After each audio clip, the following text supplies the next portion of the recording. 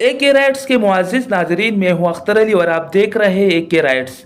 ناظرین گرامی، آج ہم آپ سے میدان کربلا اور حضرت امام حسین علیہ السلام کی شہادت کا واقعہ سناتے ہیں،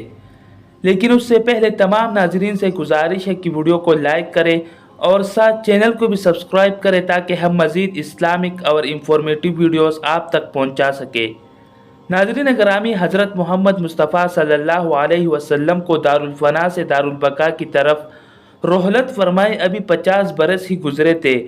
کہ 61 ہجری میں عراق شہر کوفہ سے کچھ فاصلے پر کربلا کے مقام پر یزید کے لشکر نے فرزند رسول حضرت سیدنا امام حسین رضی اللہ تعالی عنہ کو سفر کی حالت میں ان کے اہل و عیال اور رفقا سمیت شہید کر دیا۔ خلافت راشدہ کا 30 سالہ دور حضرت امام حسین علیہ السلام پر مکمل ہو چکا تھا، اور پھر بادشاہت کی ابتدا حضرت امیر معاویہ رضی اللہ تعالی عنہ سے ہوئی۔ جب 60 ہجری میں حضرت سیدنا امیر معاویہ رضی اللہ تعالی عنہ کا انتقال ہوا اور یزید ان کا جانشین بنا، تب تخت حکومت پر بیٹھتے ہی اس کے لیے سب سے اہم مسئلہ حضرت سیدنا امام حسین علیہ السلام، حضرت سیدنا عبداللہ بن زبیر اور حضرت سیدنا عبداللہ بن عمر رضی اللہ تعالی عنہ سے بیعت لینے کا تھا، کیونکہ ان حضرات نے یزید کو امیر معاویہ کا ولی عہد تسلیم نہیں کیا تھا۔ اس کے علاوہ ان مقدس حضرات سے یزید کو یہ بھی خطرہ تھا کہ کہیں ان میں سے کوئی خلافت کا دعویٰ نہ کر دے اور کہیں ایسا نہ ہو کہ سارا حجاز مقدس میرے خلاف اٹھ کھڑا ہو، جبکہ امام حسین علیہ السلام کے دعوی خلافت کی صورت میں عراق میں بھی بغاوت کا سخت اندیشہ تھا۔ ان وجوہات کی بنا پر یزید کے پیش نظر سب سے بڑا مسئلہ اپنی حکومت کی بقا اور اسے تخت دینا تھا،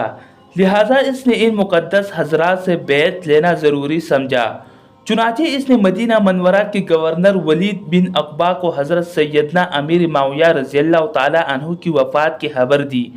اور ساتھ ہی ان مقدس حضرات سے بیعت لینے کے لیے سخت تاکیدی حکم بھیجا۔ ولید بن عقبہ رضی اللہ تعالی عنہ نے حضرت سیدنا امام حسین علیہ السلام کو حضرت امیر معاویہ رضی اللہ تعالی عنہ کی وفات کی خبر دی اور یزید کی بیعت کے لیے کہا۔ آپ رضی اللہ تعالی عنہ نے تعزیت کے بعد فرمایا کہ میرے جیسا آدمی اس طرح چپ کر بیعت نہیں کر سکتا، اور نہ میرے لیے اس طرح چپ کر بیعت کرنا مناسب ہے۔ ناظرین گرامی، یزید کی بیعت حضرت سیدنا امام حسین علیہ السلام کو قلبی طور پر سخت ناپسند تھی، کیونکہ وہ نااہل تھا اور اس کا تقرر بھی خلفائے راشدین کے اسلامی طریقہ انتخاب کے بالکل خلاف ہوا تھا۔ اس لیے آپ رضی اللہ تعالی عنہ احتجاجاً اس کے خلاف تھے، اور دوسری طرف حالات اجازت نہیں دے رہے تھے کہ آپ علی الاعلان اس کے خلاف آواز بلند کرے، لہٰذا آپ رضی اللہ تعالی عنہ نے اپنے اہل و عیال اور عزیز و اقارب کو ساتھ لے کر مدینہ منورہ سے مکہ مکرمہ کی طرف ہجرت فرما لی۔ آپ رضی اللہ تعالی عنہ کے مکہ مکرمہ پہنچنے کی خبر سن کر لوگ جوک در جوک آپ کی خدمت میں حاضر ہو کر زیارت کا شرف حاصل کرنے لگے۔ ناظرین گرامی، جب اہل کوفہ کو حضرت سیدنا امیر معاویہ رضی اللہ تعالی عنہ کے انتقال کی خبر ملی اور انہیں اس بات کا علم ہوا کہ حضرت سیدنا امام حسین رضی اللہ تعالی عنہ نے یزید کی بیعت سے انکار کر دیا ہے، تو انہوں نے سیدنا امام حسین رضی اللہ تعالی عنہ کے نام ہزاروں کی تعداد میں خطوط لکھ کے اور کہا کہ آپ جلد از جلد کوفہ تشریف لائے، مسند خلافت آپ کے لیے خالی ہے، ہمارے اموال اور ہماری گردنیں آپ کے لیے حاضر ہے، سب کے سب آپ کے منتظر ہے، آپ کے سوا کوئی ہمارا امام و پیشوا نہیں، آپ کی مدد کے لیے یہاں ہزاروں کا لشکر حاضر ہے۔ حضرت امام حسین علیہ السلام نے جب اہل کوفہ کے خطوط میں ان کے جذبات و عقیدت و محبت، جان و مال قربان کرنے کی تمناؤں اور کوفہ آنے کی التجاؤں کو دیکھا تو فیصلہ کیا کہ حالات معلوم کرنے کے لیے پہلے اپنے چچا زاد بھائی حضرت مسلم بن عقیل رضی اللہ تعالی عنہ کو بھیجا۔ چنانچہ آپ نے انہیں اہل کوفہ کے نام ایک خط دیا اور فرمایا کہ آپ کوفہ جا کر بذات خود براہ راست حالات کا صحیح اندازہ لگا کر ہمیں اطلاع دیجیے۔ اگر حالات سازگار ہو تو میں بھی آ جاؤں گا، اور اگر حالات نامناسب ہو تو آپ بھی واپس تشریف لے آئیے۔ صدر الفاضل حضرت علامہ سید نعیم الدین مراد آبادی فرماتے ہیں کہ اگرچہ امام حسین علیہ السلام کی شہادت کی خبر مشہور تھی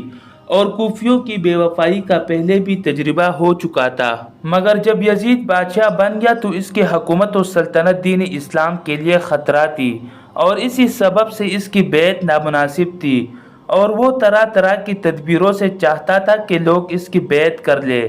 بہرحال حضرت سیدنا مسلم بن عقیل رضی اللہ تعالی عنہ نے اہل کوفہ کی بے پناہ محبت و عقیدت کو دیکھ کر حضرت سیدنا امام حسین رضی اللہ تعالی عنہ کی خدمت میں خط لکھ کر بھیجا کہ ہزاروں افراد نے میرے ہاتھ پر بیعت کر لی ہے اور یہاں کے سب لوگ آپ کی تشریف آوری کے لیے منتظر ہے۔ امام حسین رضی اللہ تعالی عنہ نے اس اطلاع کے بعد کوفہ جانے کا عزم کر لیا، اور ادھر کوفہ میں جو فساد برپا ہو چکا تھا اس کی آپ کو اطلاع نہیں ہوئی تھی۔ حضرت سیدنا امام حسین رضی اللہ تعالی عنہ نے 3 ذی الحج 60 ہجری کو اپنے اہل بیت کل 82 افراد کو ہمراہ لے کر رائے عراق اختیار فرمائی۔ راستے میں حضرت سیدنا امام حسین رضی اللہ تعالی عنہ کو کوفیوں کی بدعہدی اور حضرت سیدنا مسلم بن عقیل رضی اللہ تعالی عنہ کی شہادت کی خبر مل گئی تھی۔ اس پر امام حسین رضی اللہ تعالی عنہ کے رفقا کی رائے مختلف ہوئی، اور ایک بار آپ رضی اللہ تعالی عنہ نے بھی واپسی کا قصد فرمایا، لیکن بہت گفتگو کے بعد یہی طے پایا کہ سفر جاری رکھا جائے اور واپسی کا خیال ترک کر دیا جائے۔ حضرت سیدنا امام حسین رضی اللہ تعالی عنہ نے بھی اس رائے سے اتفاق کیا اور قافلہ آگے چل دیا، یہاں تک کہ حضرت سیدنا امام حسین رضی اللہ تعالی عنہ نے کربلا میں نزول فرمایا۔ ناظرین گرامی، یہ محرم الحرام 61 ہجری کی 2 تاریخ تھی۔ آپ رضی اللہ تعالی عنہ نے اس مقام کا نام دریافت کیا تو معلوم ہوا کہ اس جگہ کو کربلا کہتے ہیں۔ حضرت سیدنا امام حسین رضی اللہ تعالی عنہ کربلا سے واقف تھے، اور آپ کو معلوم تھا کہ کربلا ہی وہ جگہ ہے جہاں اہل بیت کو رائے حق میں اپنے خون کی ندیاں بہانی ہوگی۔ انہی دنوں آپ رضی اللہ تعالی عنہ کو حضور سید عالم صلی اللہ علیہ وسلم کی زیارت ہوئی۔ حضور علیہ السلام نے آپ کو شہادت کی خبر دی اور آپ کے سینہ مبارک پر دست اقدس رکھ کر دعا فرمائی، اے اللہ حسین کو صبر و اجر عطا فرما۔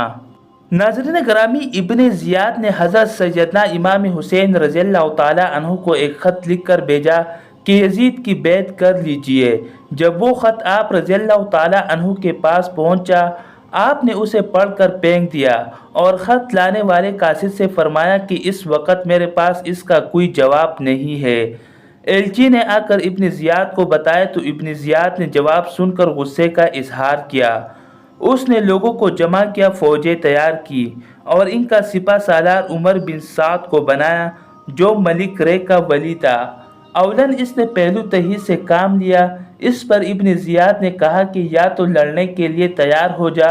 یا پھر رے کی حکومت چھوڑ کر گھر بیٹھ جا۔ عمر بن سعد نے رے کی حکومت اختیار کی اور 22,000 کا لشکر لے کر نواسۂ رسول حضرت امام حسین علیہ السلام سے لڑنے چل پڑا،